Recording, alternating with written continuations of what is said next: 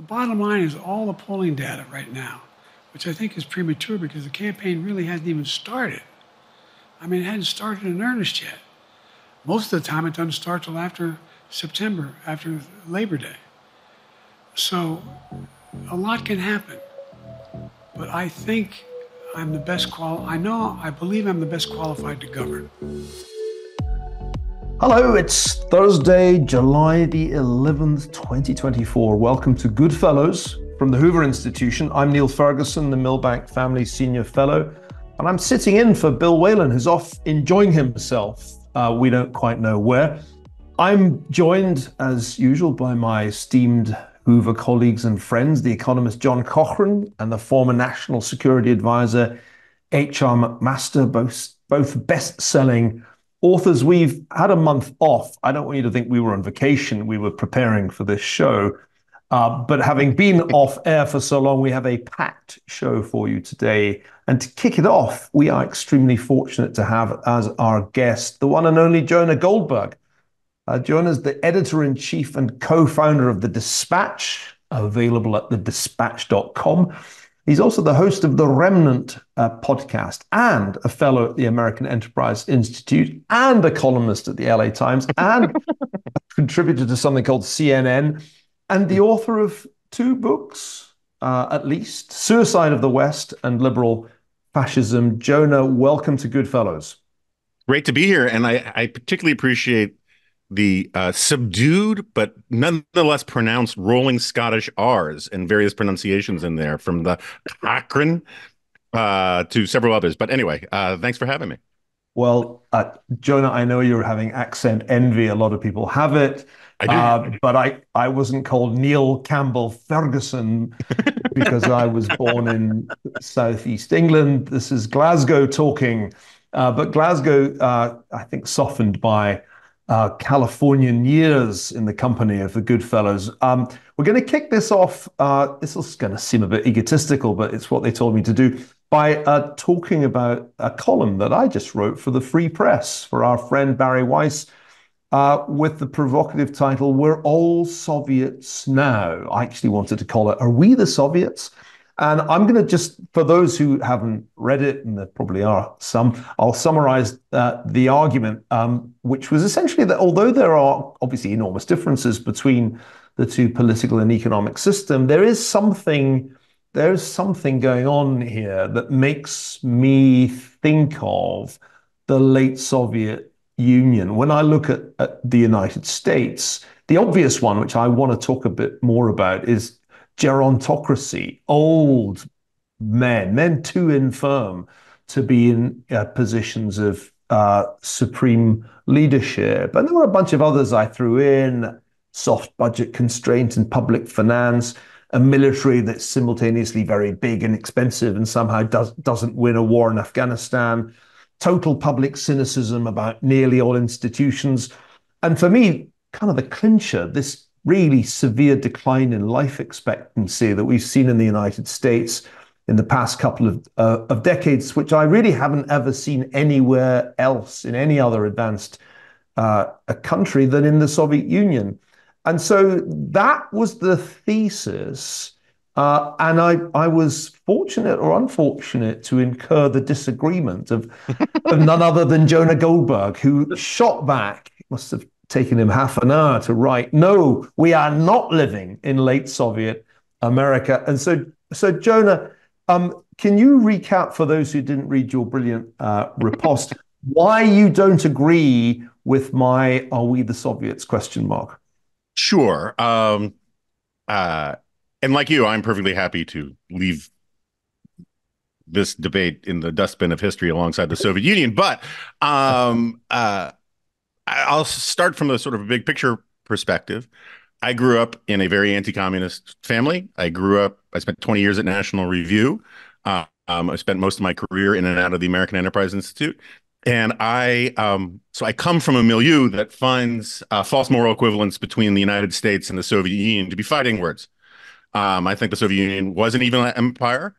I think it was founded on fundamentally anti-humane, anti-human principles against human nature. And its well, and I was perfectly happy, and I'm still perfectly happy to concede many of, if not all, of your concerns about the various things going wrong with America.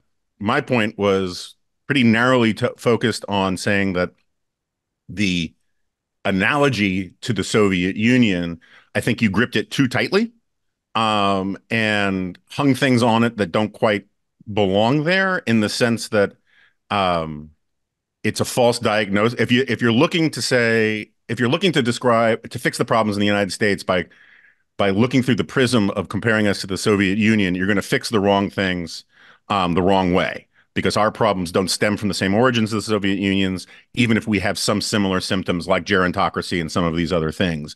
And I think this is a good and decent and noble country, and that has problems and is making mistakes. But our problems stem from things like an excess of freedom, and from a failure of institutions. The Soviet Union's problems stemmed from a lack of freedom and a non-existence of the similar institutions. And so I just think it's the comparison doesn't work, even though I, again, totally concede it's bad whenever we can even superficially look like the late Soviet Union, for all the reasons that you delineated in your piece. Well, I'm eager to get the wisdom of John Cochrane and H.R. McMaster on this question. And in order to help us have some focus, let's agree that the points of origin couldn't really be more different. Yes, two revolutionary republics, I suppose you could say that threw off monarchy, but they are in almost every other respect different at origin. And yet somehow there's been convergence, if only in that we have this senile elite problem, senile leadership problem, and the deaths of despair. And I want to start with you, John. The thing that really made me want to write this piece was the sudden realization that all that I'd read by Angus Deaton about deaths of despair, this really shocking increase in overdose deaths, alcohol deaths, suicides, had only one point of comparison that I could think of. I couldn't think of any other case where there had been such a major deterioration in public health and such a deterioration in life expectancy other than the Soviet Union. How do you think about it? Because it is an economist, Angus Deaton, the Nobel laureate, who coined this phrase, deaths of despair. Am I right to see some kind of worrying resemblance with what happened in the Soviet case? I don't think so, actually. I think the deaths of despair stuff has been overstated. It is also a problem on the very, how can I put this politely, bottom end of society. The people who don't work, I think a lot of social program disincentives and other problems of the government are at work as much as, but it doesn't necessarily reflect and touch the rot at the top in the way I think the Soviet Union does not. Our economy is not dying in the way the Soviet Union was dying in the 1980s. It's not a pervasive thing. It is a problem of an American underclass, heavily involving the government, that I think is separate from the other issues. On the other issues, I'd like to challenge both of you or find a consensus. I don't think gerontocracy is the problem, and merely the fact we're in a moment of gerontocracy, which I think is more of a historical accident. But remember, Bush, Obama, Clinton, they were all fairly young. All these interesting things that are going on in Europe and political realignments and in political and economic stagnation are happening with fairly young leaders. So I'm not sure. I think the gerontocracy is just an accident of the current moment, together with some of our political parties are a little bit stuck. But the other things you guys, the other analogies that your little debate, I think, brought up are very interesting. There is a sense of end of empire with analogies like Rome, like Byzantium, like all sorts of other empires. There is in the moment with Joe Biden, there's a sense of the aging senile emperor and the knives are coming out, which is fun to watch, and a 2,000-year-old story. But the decay of institutions, Jonah brought up institutions, which I think is the real problem. The decay of institutions, that institutions are being substituted by personal and political power rather than the words. And and I'll finish with this one. The word salad ideology that nobody believes anymore, I think, was together with the Pravda, otherwise known as the New York Times, who passes on the lie of the day. The obvious fact that the leaders are lying to us and everybody knows it and they don't even really believe their own propaganda anymore. Those seems like things that aren't analogies to the Soviet Union, but analogies to many other empires on the edge of decay, which sometimes is met by reform and sometimes is not. Okay, one for you, HR. You have been closer than any of us to the seat of power in the United States. You've been in the White House, you've been in the Oval Office.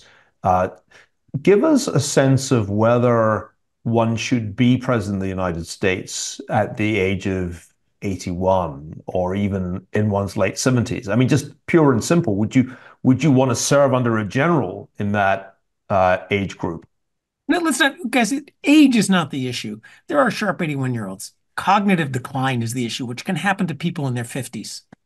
Yeah, I would say it's cognitive decline, but it's also really endurance, right? Your ability to, especially on long trips abroad, for example, to keep up your energy level, to continue to be able to listen and engage effectively. And so I think, for generals, that you had General Blucher, who we've talked about before, who was pretty effective on horseback leading a cavalry charge at over 70, but he did have the practice of getting a garlic oil rub down every night. So maybe that's what must try that. Leaders need. But that and Fetterman suggested. There was a problem with this, as you know, Neil, in the British Army in World War One, at the beginning of World War One, and J.F.C. Fuller wrote this great pamphlet called "Generalship: Its Diseases and Their Cure," which was part of a big reform effort within the British military. In the U.S. military, it was also the case. Really, up to the War of 1812, when we had a lot of older generals who just couldn't make it on some of the campaigns, and there was a reform effort then. So I mean, we've been through this in the military, but I do think you need somebody who obviously has the disciplines of the Stoic philosophers, is consistent with cognition and so forth, and then also the energy, just the energy to see through a long trip, and I have a few stories about this to tell, but might not be the right time about it. But I think what you need is I think vibrant leadership, and I think one of the other big issues is to get away from this performative leadership and get back to formative leadership with leaders who really have a clear vision and are helping to get to the politics of addition, to bring people together, so we can work together to overcome the challenges we're facing today, which are quite significant. From a security perspective, I want to bring it back to you. I don't really understand. I mean, I understand why the Soviet Communist Party ended up being led by old guys in its final phase, because in a sense that there was an exhaustion to that particular political monopoly, and the hazards of being at the top of Soviet politics in the Stalin era had left this kind of somewhat hollowed out group of men who were mutually untrusting. But why would a two-party system in a democracy with a constitution that we all admire produce the same or at least a similar outcome? Help me understand why the candidates at present, and I shouldn't speak too soon, but right now the candidates for the highest office in the land are both old guys who don't seem at their peak of cognitive performance. How did that happen? Yeah, so I have a bunch of different theories about this, and I think we can square the circle a little bit with John's objection that the problem isn't really gerontocracy per se, but I think you could make the case that maybe the problem is with gerontocracy when it involves the most self-indulgent, self-serving generation of baby boomers who, once they get power, want to hold on to it for all sorts of psychodramatic reasons. But regardless, I think one of the reasons why we're in the mess that we're in, and this is something I'm mildly obsessed about, is we have incredibly weak political parties. Their weaknesses are manifest in a whole bunch of ways. Campaign finance reform basically took the power of the purse out of the parties. The primaries, which came in with the McGovern rules in '72 and were quickly followed by the Republicans, have been a disaster for the country and a disaster for the parties themselves. And we are the only advanced industrialized democracy in the world, with arguably the exception of Argentina, whose parties voluntarily have given up the ability to pick their own candidates. And so what you get is you get performative rather than formative leaders who perform. People used to ask me all the time, why did that George Santos, the Saturday Night Live level wire guy, why did the Republicans even let him run? And their answer was because he filled out a form and filed a check for like $35, and that was it. Any Tom, Dick, or Harry can walk in off the street and run for the nomination of one of these two parties. And then you get this real confusion, which Joe Biden is relying on right now, at least in his more lucid moments, to say you can't overturn the will of the voters of the Democratic Party.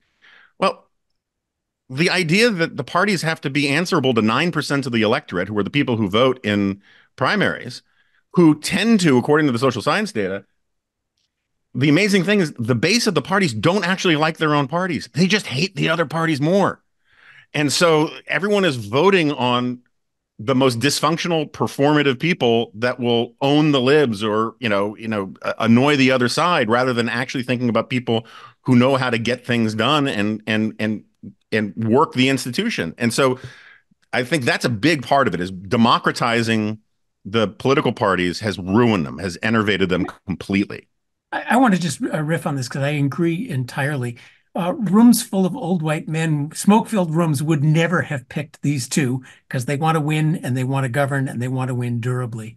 And they would tell Joe Biden to get out and then he would have to go. But they have no power now. Exactly. And we forget this is a larger problem of America not understanding who we are. We are not a democracy. We're a republic.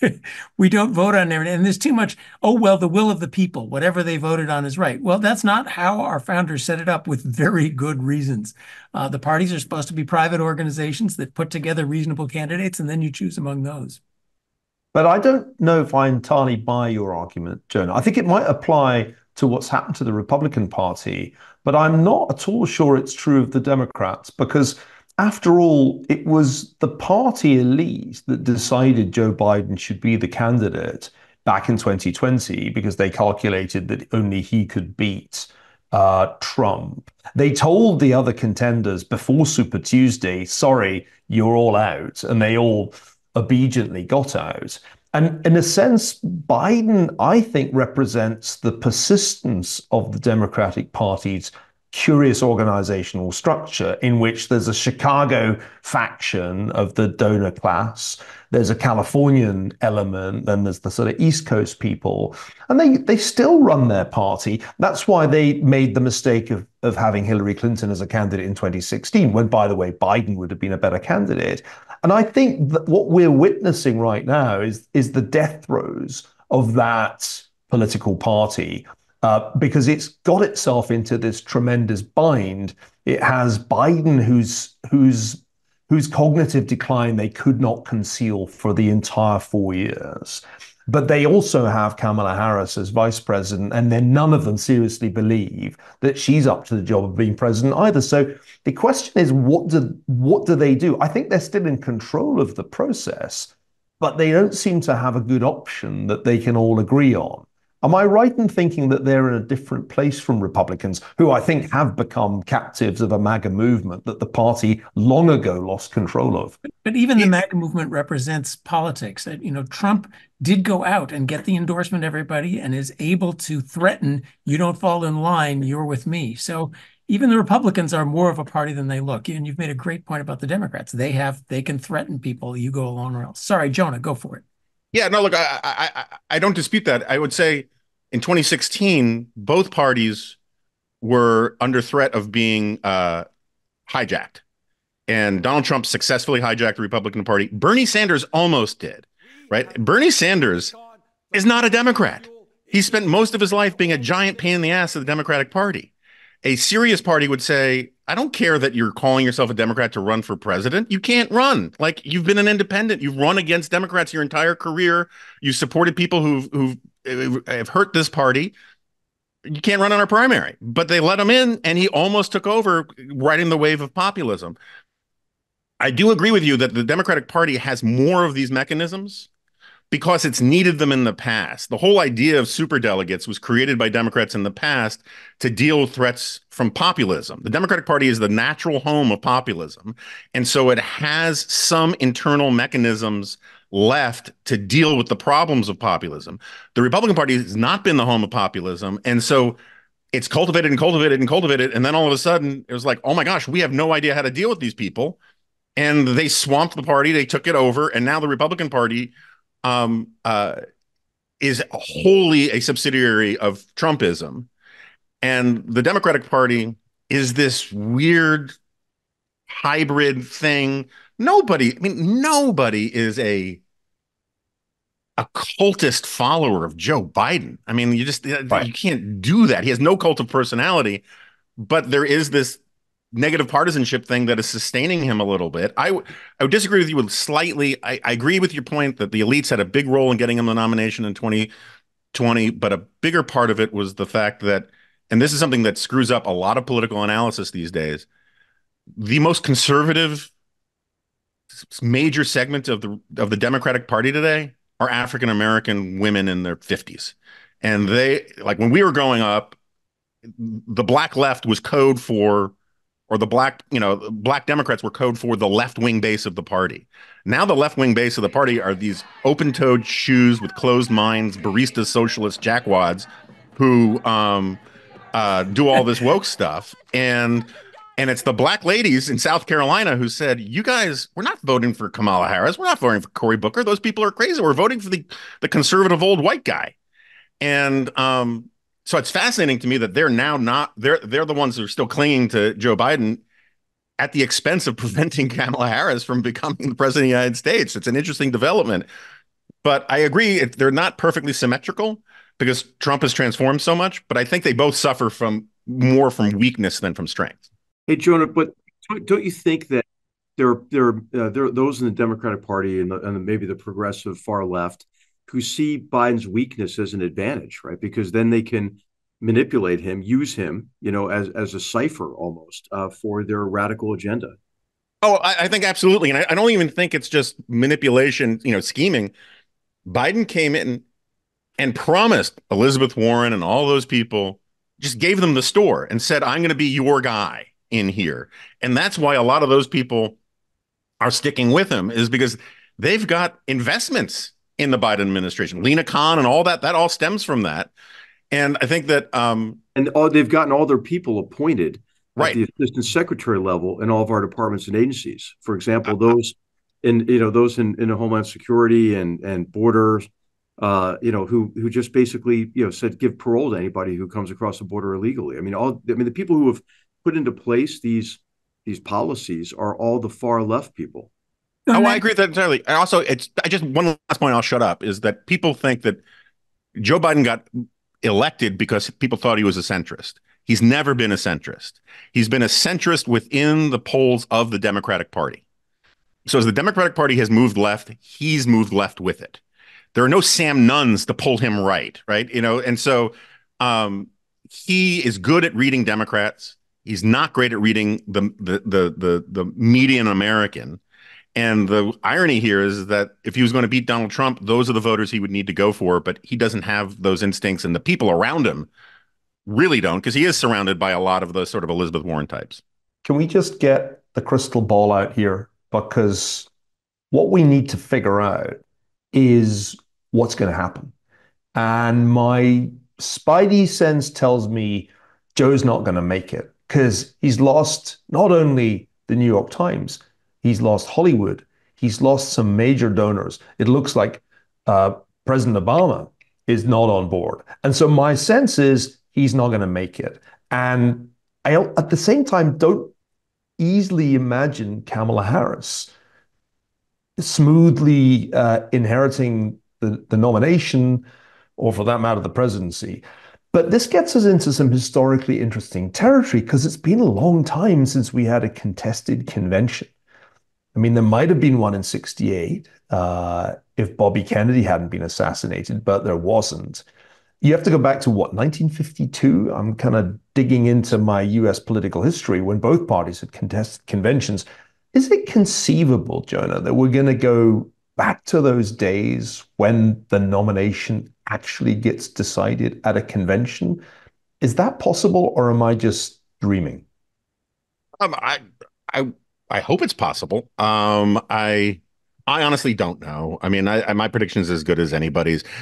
If Biden makes it through to this Zoom call, which happens like before the convention, he gets the nomination. That makes all of this stuff more difficult and weirder. Um, I agree with you entirely. I think Joe Biden's first major fundamental presidential blunder wasn't Afghanistan. That was the second one. The first one was having Harris as his running mate. It was not necessary. And the way he did it was he basically told the whole world that she's a DEI candidate. I mean, like, I'm going to pick a black woman, and it has to be approved by, the progressive left. And he could have just said, I'm going to go find the most qualified person possible, and then picked Kamala Harris, and it would still have been better than the way he did it. Um, but yeah, so I don't know. It would be ideally they would get rid of both of them or have some sort of open process. And you hear that a lot in Washington, people talking about how you'll have this sort of sped up process where anyone can throw their hat into the ring and these mini sort of debates and all that kind of stuff. I think it's really hard. I think Kamala Harris, if she wants it and is willing to do this sort of suicide pact move that Biden is doing right now, very hard to deny her of it. And the problem is that's not great. She's not very good. I was just going to say, does it really matter? They're not doing this because they've suddenly discovered, oh, Biden has cognitive decline. They knew that a year ago. They're doing this because the rest of us have found out, and they just realized he's going to lose. They would nominate a potted plant if they thought the potted plant was going to win the election. So the real question is there any path for them to actually win the election after this? And that seems, although it'll be entertaining to watch the knives comes out, that seems fairly doubtful at this point, right? I personally think a big fight would be great for the Democrats, or could be great for the Democrats. It could also be a disaster, stipulated, but it would be interesting. Like, I mean, the odds that all of us sitting on this podcast would watch the full Democratic convention if it was a real open process and people were, really duking it out and vying for it, it would create drama. It would pull people in. And I kind of feel like that kind of fresh boldness, weirdness kind of thing would be very good for fixing the narrative that Trump is inevitable to win. And whether or not they win, this would be the step to revitalizing the party. Yeah. This idea of we have a party elites who are running things, it would blow that completely apart. You guys have completely screwed this one up. Whether they win this election or not, it might be the catalyst for reforming their party. But it would also be great for the media. If I'm running CNN, a contested convention is even better than a debate between the two late Soviet leaders. I mean, actually, I discovered when I did some homework on this that the TV ratings for the 1952 contested conventions were huge. An enormous number of Americans watched the events that ultimately produced Eisenhower v. Stevenson. So I can see, I wanted to ask you about this, Jonah, the role of the media. Is it significant that the New York Times, aka Pravda in my Soviet analogy, suddenly flipped, having sustained the myth for, 3.5 years that Biden was fine, that he had a stammer? Remember the stammer story? That was such a tell when that ran. But they suddenly flipped, and really quickly after the debate between Trump and Biden, to he's got to go. How do you interpret that? I mean, is this a sign that the media, at least the New York Times, is still a very powerful force within the Democratic Party itself? Or is it going to reveal that it's not that powerful because Biden's actually going to ride it out? Yeah, I'm of the school that the media is. I think there are a lot of right-wing media critics, and I have been one at various times in the last 30 years, quite a bit, who inflate the power of the mainstream media beyond the reality. Like everyone, this whole talk about how it's been a cover-up and they hid this from the American people. We've been talking about how Biden's too old for like 18 months. Saturday Night Live has done skits about it, right? They couldn't hide the fact that it happened. They couldn't, the censorship stuff of Hunter Biden's laptop was bad. The information still got out. 2/3, 3/4 of American people have said Biden's too old for like 2 years now, regardless of how much the media tried to cover it up. That said, I I think what is kind of grotesque about all of this and gets you closer to the sort of moral similarities with Pravda Ah, is that the New York Times' position on this is first and foremost about power, right? It is not Also, this guy is unfit to serve as president right now, that this is dangerous to have this guy in charge of the nuclear codes.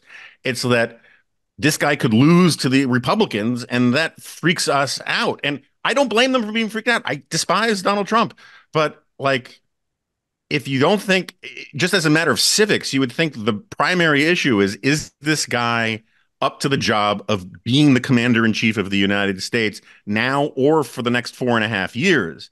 That's the primary question, it seems to me, as a sort of a patriotic matter, not like, can he beat Donald Trump? And yet that's completely inverted in the public debate. Watch George Stephanopoulos' interview. It's all about whether he can win or not. It's not like, hey, who's the president of France? Or, what if we're attacked after 8 p.m. when you go to bed? Can you handle it? It's all just partisan politics. I wanted to bring HR in just to remind ourselves that there's a geopolitical dimension to all this. It kind of matters who is president of the United States, not just from the point of view of domestic policy, but because we are in a very dangerous geopolitical predicament.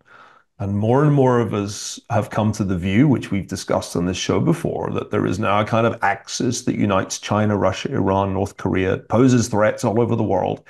And so the stakes in this election are global stakes. How do you think about that, HR? You are also somebody who had his differences with Donald Trump when you were in the Trump administration. I don't know how you feel about the prospect of a second Trump term, the probability of which has gone up substantially since the debate between Trump and Biden. So what are the geopolitical stakes here, and what would be a good outcome? Is a good outcome even available to us? and could you remind us that the president matters? You've been there. You can't just have it run by the aides. The president matters. Yeah, the president matters for a broad range of reasons. Neil, you've already alluded to, I think, the primary one, which is how do our adversaries perceive the president of the United States? And I think what is provocative is the perception of weakness. And I think we've seen this in a series of cascading crises. I believe that the massive reinvasion of Ukraine, for example, is a direct result of the disastrous, really self-defeat and withdrawal from Afghanistan. I think that our inability for quite some time to sustain support for Ukraine contributed probably to the decision made in Tehran to activate the Ring of Fire against Israel on October 7th of last year. So what is going to prevent us from these crises from cascading further into the looming crisis, including the looming crises in the Pacific? I think a lot of it has to do with how the United States leader, the president, is perceived. And so I'm very concerned about this election for that reason. Now, with President Trump, I think, it's really a comparison I think we can make between Biden's weakness, his cognitive decline, and what I would describe as the fecklessness of his administration, and Trump's erratic nature. What Donald Trump do you get in a second term? We don't really know, because he has quite a bit of dissonance that he has to deal with himself. Is he going to come in and be sympathetic to peace through strength and recognize that, forward positioned, capable U.S. forces as part of strong alliances is the best way to prevent a war? And hell, it's a lot cheaper to prevent a war than to fight one. If you get that Donald Trump, that's great. If you get a retrenchment Donald Trump who thinks that, all these stupid people for so many years have underwritten the security of allies who can pay for security themselves, it's time for all of our troops to come home, then that's exactly, what Xi Jinping and Vladimir Putin want to hear. So, I think we're in a difficult situation, and I think, and the president has to be strong too, just for the administration to operate effectively, right? Because you need a leader who can integrate really all the elements of national power, harmonize efforts across the various departments and agencies. And if you don't have that, there's really nobody else who can step in and fulfill that role. It can't be the first lady, it can't be the chief of staff. It can't even be the vice president. It has to be the president. So let's pivot to some other elections that have just happened. It's always nice if there's a global trend you can hang on to.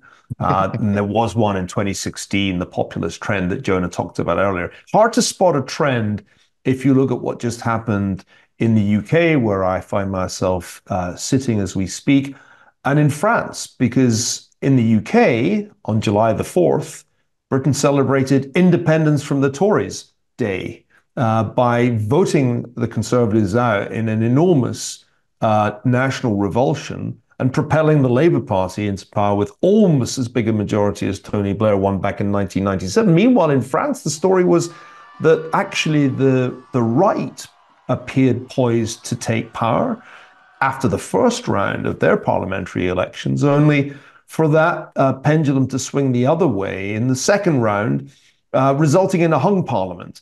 I don't know what kind of trend this is. It's actually quite hard to discern one. And I'm curious to know how my fellow Americans on the show viewed these events. And John, I mean, I don't know how much time you even spend thinking about British and French elections, but give me the economist's take on what just happened and why the outcomes were so very different. Well, this is actually more the amateur political scientists. And I do follow these. Now, maybe I'm more Europhile than many other Americans. I think they're very interesting. Now, and because I was going to ask you for a report from the UK, but I'll tell you what I see. First of all, there's a throw the bums out. And that always happens. Whenever party's in power, shows itself to be incompetent, especially these days, we throw the bums out. But in both the UK and France, a gentle shift to the right among the left electorate produced a massive win for the left in the actual results, which reminds us that the rules matter. We are not, it's not, one person, one vote that goes in. The rules matter. As I understand it in the UK, the Brexit party took a lot out of the Tory party, so that in fact, the combined the vote share for Labour didn't go up much at all.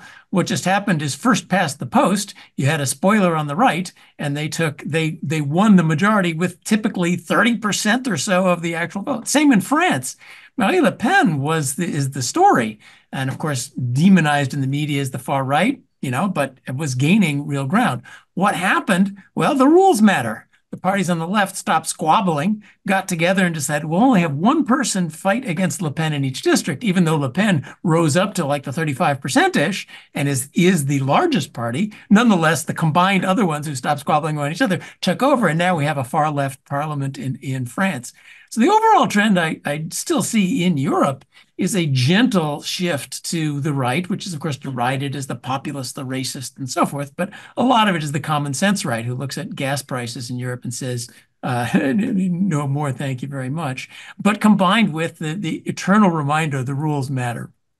Jonah, how do you view these elections on the other side of the Atlantic? Do they concern you, interest you, bore you? Oh, they certainly interest me. I'm very much where John is on this. I think the through line that I think is relevant for America is there's definitely an anti-incumbent mood out there. So the conservatives were clearly the incumbents, overstayed their welcome. They get thrown out. Macron, people are really bored, tired of him. He gets thrown out, or his party's getting thrown out, right? They'd like to throw him out. And in America, we have, it's a fundamental, certainly in the television age, completely unprecedented thing where we have, in effect, two incumbents running against each other. And if we had the strong parties that I, wax, nostalgic for, you would go get some fresh-faced governor, barely anybody has heard of, spend $500 million, putting him in everybody's room as a fresh-faced guy. We're going to throw all these old people out. And I think you would get that anti-incumbent sentiment pretty squarely on the side of that candidate. I also I can't help, and you guys know more about European elections or European politics than I do, but I can't help but feel like consistently for the last 10 years, we just see political parties and ideological movements catching cars that they don't know how to drive. And it is not obvious to me that the French right and my last name's Goldberg. I'm not a huge Vichyist right kind of guy, but it seems to me, if you look at Giorgia Meloni in Italy, she's actually been fairly responsible as as one of these right wing, neo-fascist types. I can't see how she's been so terrible. Populist movements are terrible at governing. And so the two things usually happen when they take power. Either they stop being populist boobs and they take their job seriously, or they get thrown out in short order, or they run the country into complete ground, right? I mean, I guess that's a third option.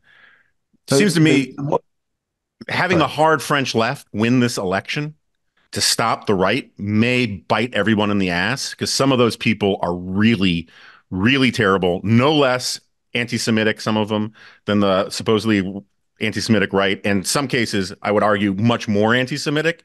And I just wish more people took the careful what you wish for advice more seriously in Western politics, instead of constantly swinging for the fences for like total victory, which always invites humiliating defeats, and instead try to do these incremental work with parties to sort of do formative leadership, as HR is talking about, would serve the parties and the politicians better in the long run, but no one's in the mood for it.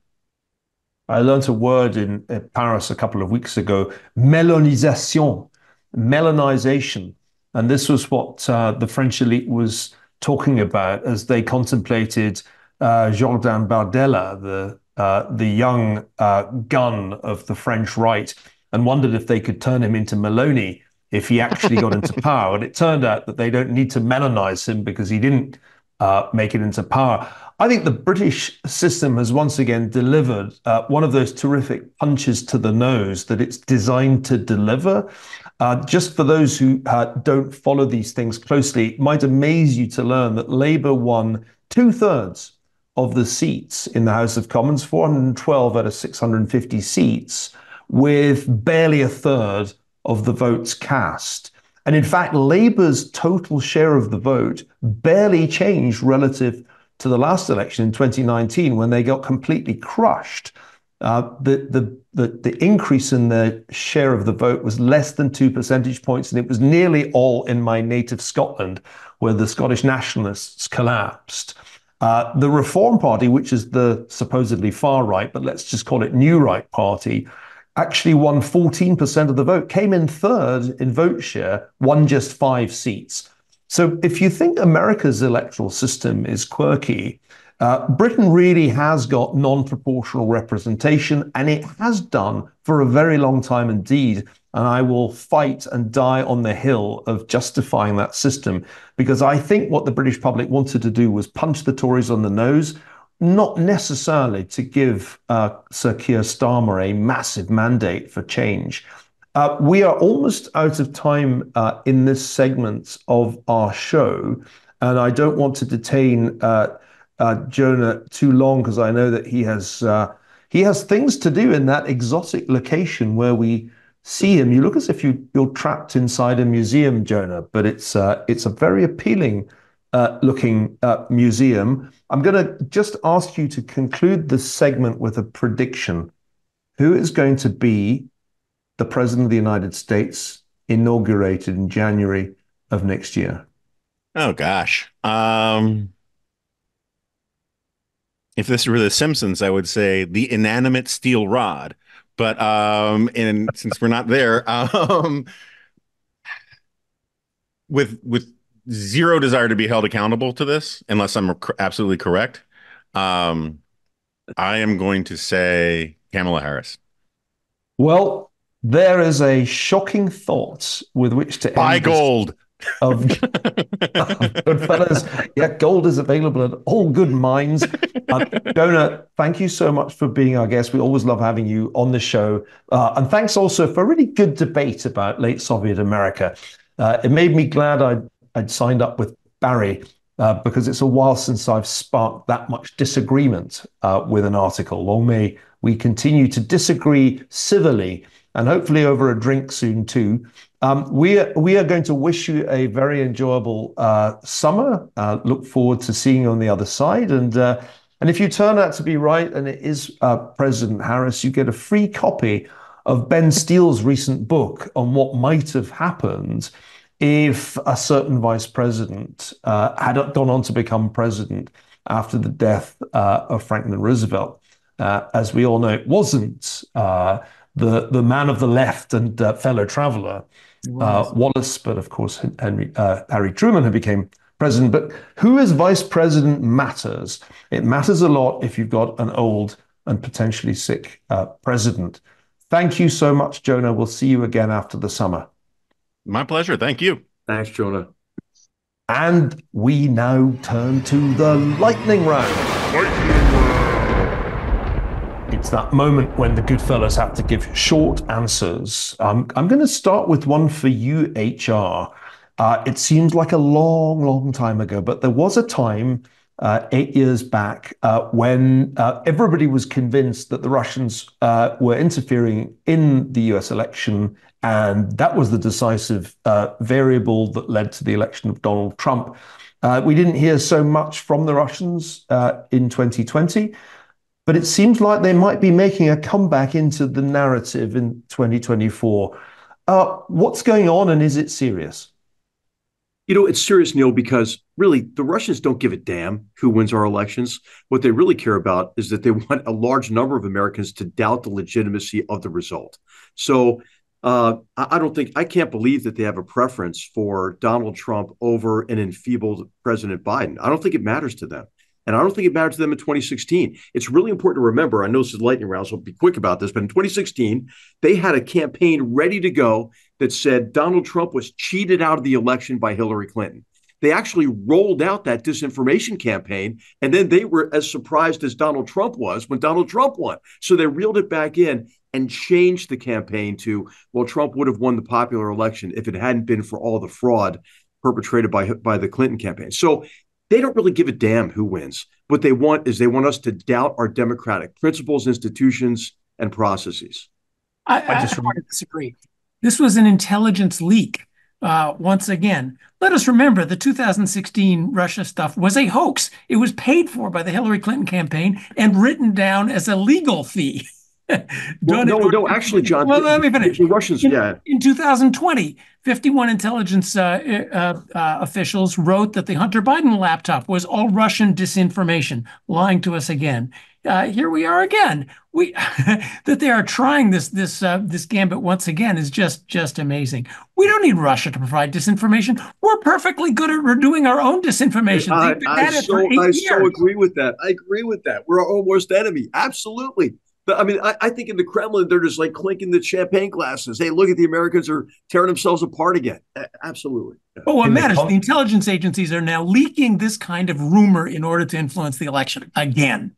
Right. And playing into Russian hands. Yeah.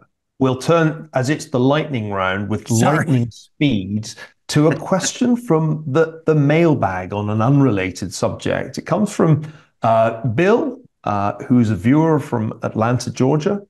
And he wants us to give our thoughts on an editorial published in the Wall Street Journal just the other day by the former Speaker of the House, Paul Ryan, in which Mr. Ryan argued that we should want and encourage dollar-backed cryptocurrencies, so-called stable coins, because if those thrive, that will strengthen the position of the dollar internationally, because, of course, a great many people around the world are quite attracted to stable coins that are dollar linked. John, this is a question for an economist. Is Paul Ryan right about this? Could a kind of more relaxed attitude towards stable coins at, say, the SEC pay off for the US dollar?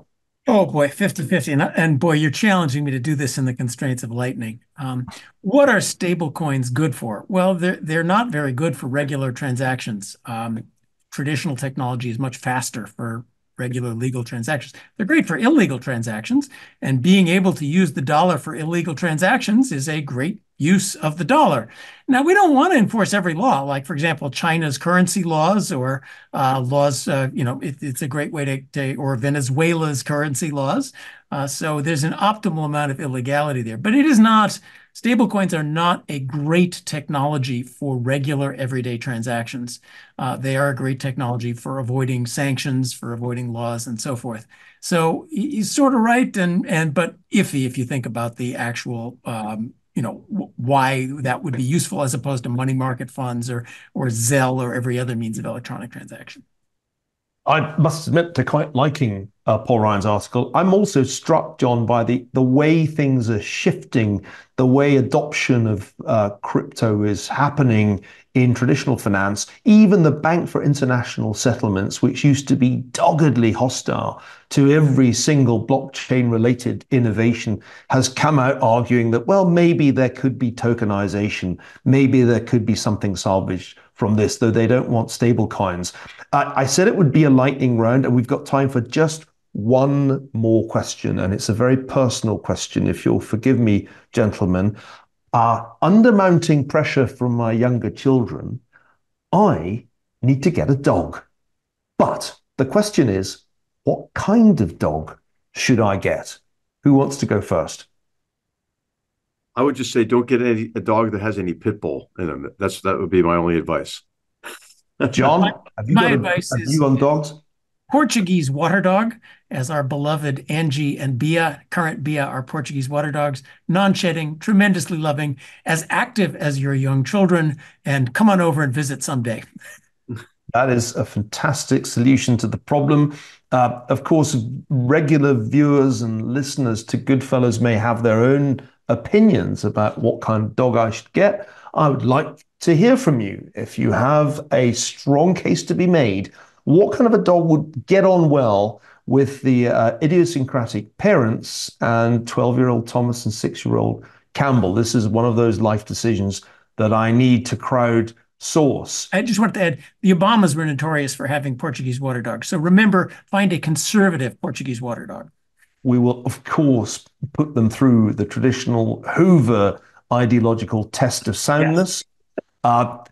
I suspect, although the producer hasn't told me, that we are out of time, and I therefore need to wrap this edition of Goodfellows up in the hope that Bill will come back soon and allow me to lapse into my more passive role as a Goodfellow rather than moderator. You have been listening and watching The Goodfellows, H.R. McMaster and John Cochrane and Niall Ferguson, and we will be back because although it's summer, we don't entirely rest at some future date.